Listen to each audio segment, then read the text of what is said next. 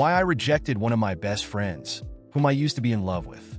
For years ago, I was playing in a local soccer league. One night after the game, we decided to go out for a drink to celebrate. As we were leaving the field, a petite woman with short pixie-style hair approached me. She said she was a fan and wanted me to sign a shirt. The other guys from my team surrounded us, smiling with envy in their eyes. She was absolutely stunning. Her name was Gemma. I signed the shirt, and my best friend Lincoln asked if she would like to join us. All the guys agreed that she should come with us, but she protested, saying she would be the only woman. So I told her my sister Anna would be there. We told her where we were going, and she said she would meet us there. I texted Anna and asked her to join us at the bar, begging her to do me this favor. 30 minutes later, we were at the bar when Gemma arrived, and a few minutes later, my sister showed up. My sister liked her, and we all had a great time and enjoyed ourselves. Gemma danced with half of the guys on the team, and I had a few dances with her. Before the night ended, she gave me her number and said that hanging out with us had been fun. Gemma occupied my thoughts over the following days, but I was not alone in this dilemma. Almost all the guys in the league liked her and wanted to go out with her, but no one made a move. According to our friend's code, since I had indicated first that I liked her and wanted to go out with her, the others could only fantasize about her. Gemma and I became friends, but she also became friends with Lincoln and my sister Anna. The three of us spent a lot of time together, but after a few months, Gemma and I started spending more time alone. A year later, our friendship deepened, and I still hadn't asked her out. Although I was fascinated by her, I didn't ask her out because she didn't seem interested in me. I didn't want to risk losing our friendship. One night, we were having dinner at my house. I hadn't been with any other woman since I met her, because she was the one my heart longed for, and I had never felt this way about any other woman. I looked into her eyes and realized that I was in love with her. I couldn't help it. I told her that I liked her and wanted us to be in a relationship. Surprise reflected on her face, but she quickly recovered. She took my hands and hugged me. Gemma told me that she liked me a lot, but only as a friend, and that she had never considered romantic thoughts about us. This was exactly what I feared, losing our friendship. My heart broke, but I assured her that we would remain friends and that nothing would change. Gemma said she wasn't ready for a relationship, and even if she were, it wouldn't be with me. She hugged me, and before leaving, she told me I was a wonderful person.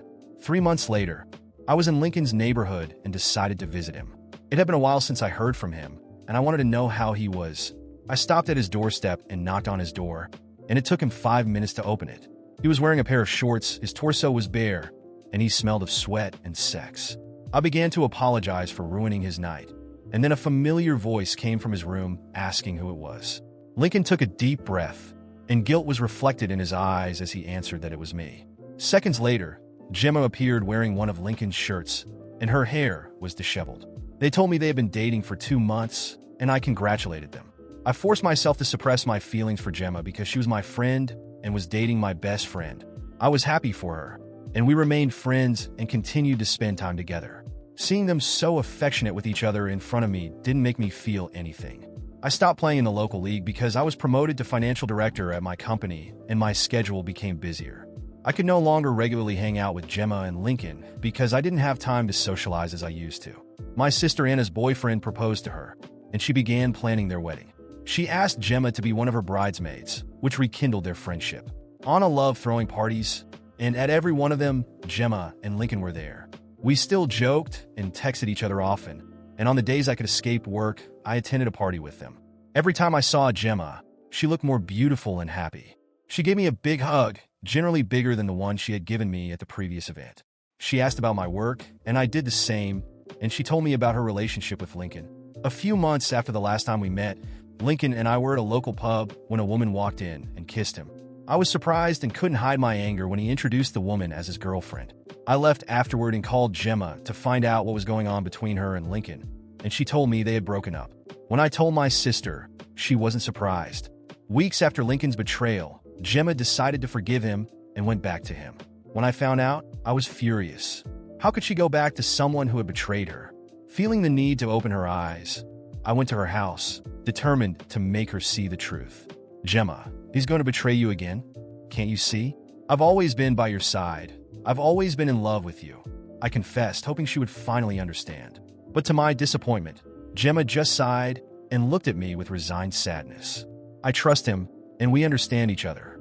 He promised to change, and I want to believe that. It crushed me, but I wasn't comfortable with the situation. I don't know if it was because I still loved her, but I wasn't okay. I decided to gather evidence of Lincoln's betrayals, following him and taking photos of his meetings with other women. And it happened faster than I expected.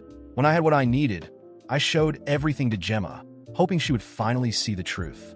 She cried, apologized for not believing me, and broke up with Lincoln.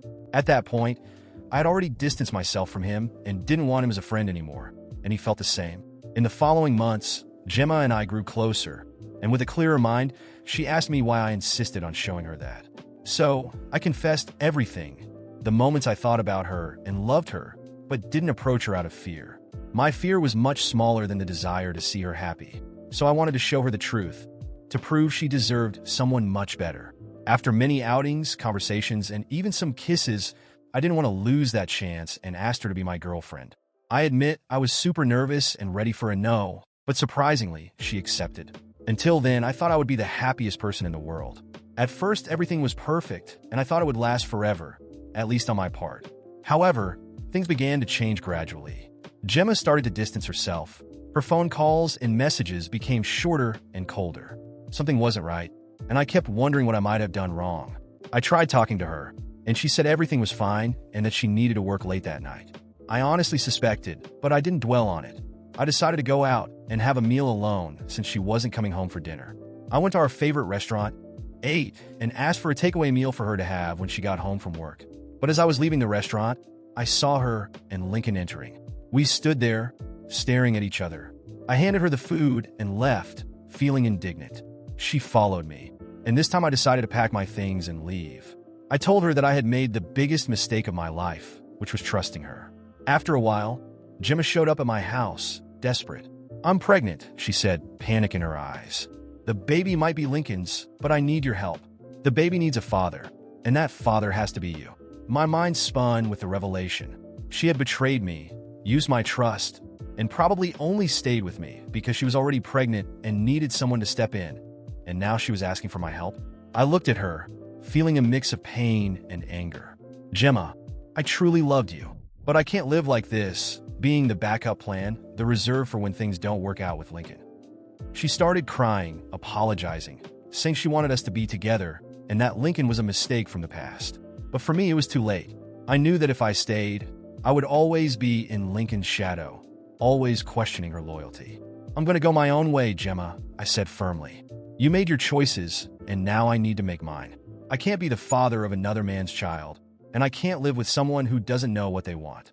I closed the door behind me, determined to leave that chapter behind. The love I felt for Gemma turned into pain and eventually indifference.